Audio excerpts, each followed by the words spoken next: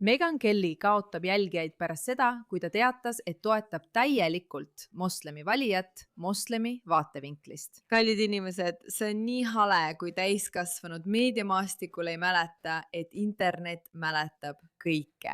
Te mäletate, kuidas Meghan Kelly võttis vaid mõned kuud tagasi tugeva seisukoha, öeldes, et me peame võitlema islami võimu haaramise vastu. Ja nüüd äkitselt ta tähistab seda, issand, see ajab iiveldama. Ma mõtlen, vaadake seda korraks. See on pärit Nate Livingstone'i Milk Bar TV-st.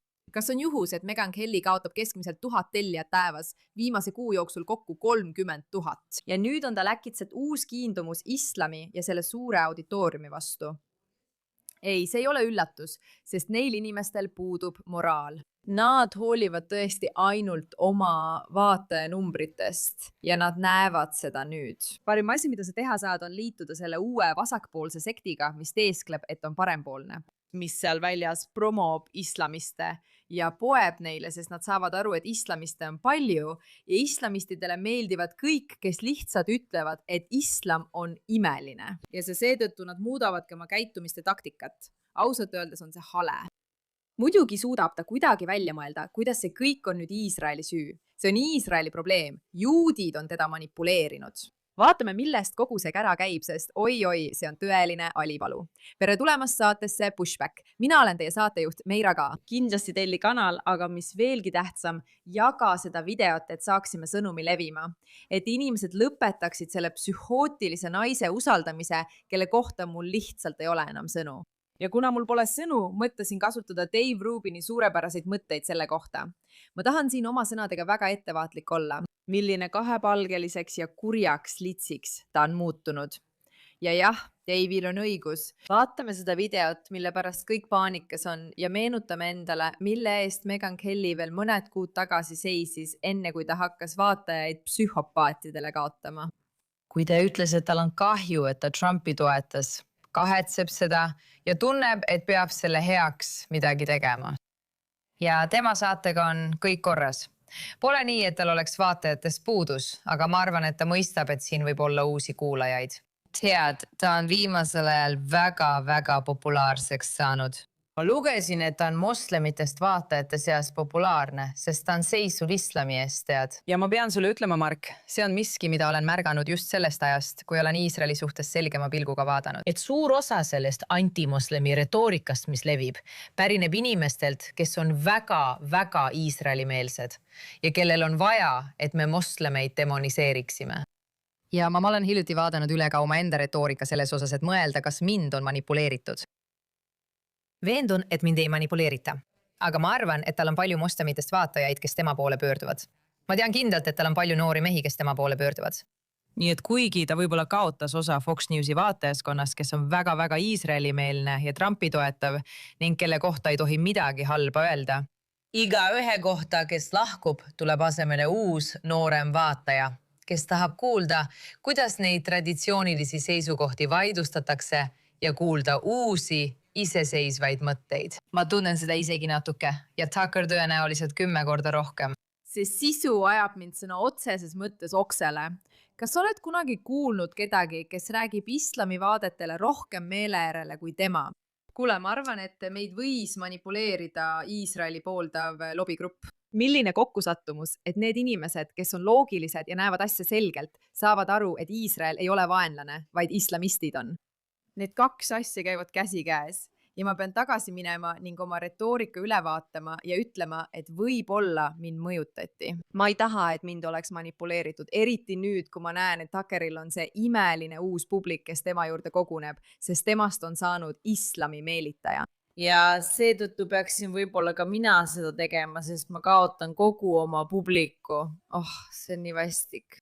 Ja jah, ta muudab pidevalt oma arvamust, sest ma tuletan teile meelde seda imelist videot temast vaid mõni kuu tagasi.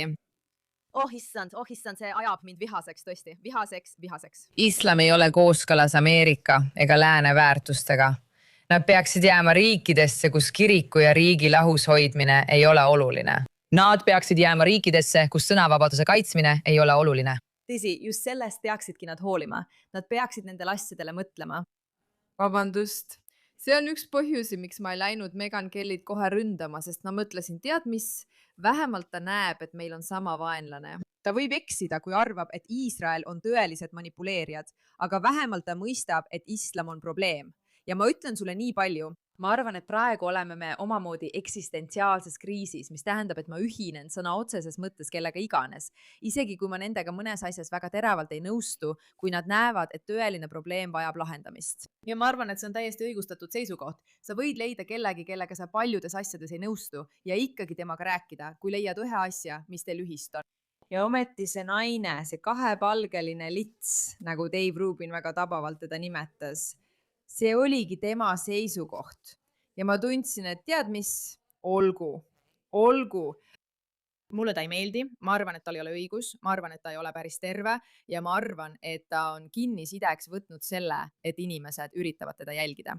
Ja see minu jaoks lihtsalt kurb, sest see tähendab, et sa loobud oma moraalist ja mulle meeldib vaadata ainult neid inimesi, kes jäävad oma põhimõtetele kindlaks ega tagane. Aga see. Nad peaksid jääma riikidesse, kus naiste õigustest ei hoolita. Seal saab islam vohoda ja kasvada. See on tore. Ma mõtlen, kui see on sinu teema ja sind ei huvita suguelundite moonutamine, siis võib-olla sulle tõesti meeldiks elada islamiriigis.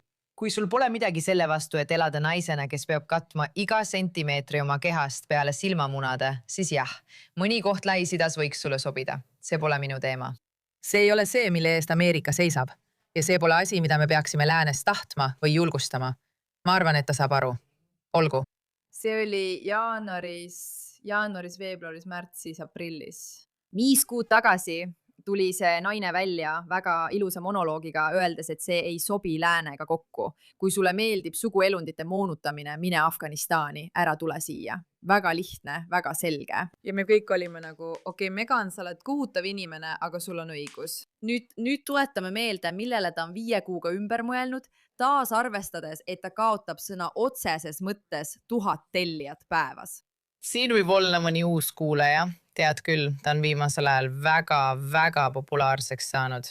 Ma arvan, et mosleemitest vaatajad jälgivad teda, sest ta on seisnud islami eest. Tead küll. Ja ma pean sulle ütlema, Mark, see on miski, mida olen märganud just sellest ajast, kui olen hakanud Iisraeli kainema pilguga nägema. Et suur osa sellest antimoslemlikust retoorikast, mida levitatakse, pärineb inimestelt, kes on väga Iisraeli-meelsed ja kellel on justkui vaja, et me moslemeid demoniseeriksime.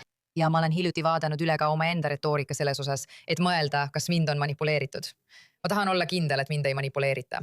Islamofoobiat kui sellist pole olemas. Sul ei ole mitte ainult õigus, nagu öeldakse, karta islamit, vaid ma väidan, et kristlasena on see sinu kohustus sellele vastu seista ja selle vastu võidelda.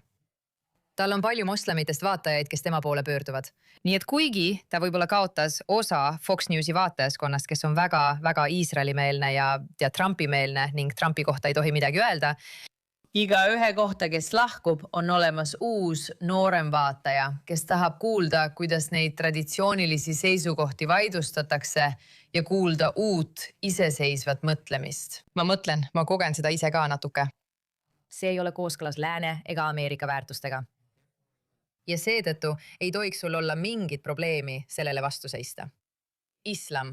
See on nii vastik, jälk ja alandav islamistlikule valijaskonnale pugemine, lootes, et kui ta lihtsalt astub välja ja teeb seda, mida Tucker Carlson teeb ja ütleb Tere, jah, tulge mind vaatama, ma olen nii anorektiline, te peaksite mind kõik vaatama, tulge, ma olen ilus. Mul on täis meik peal ja ma kaotan jälgijaid. Nii et ma teen täpselt seda, mida Tucker tegi. Ma hakkan pugema. Teile ja kaotan täielikult oma moraalse üleoleku. Positsiooni, mis mulle üldse valijad tõi. Kui ta arvab, et see töötab tema kasuks, Megan Kelly, siis sul on vaja paremat strateegi. Sul on vaja kedagi, kes sulle tõtt räägib.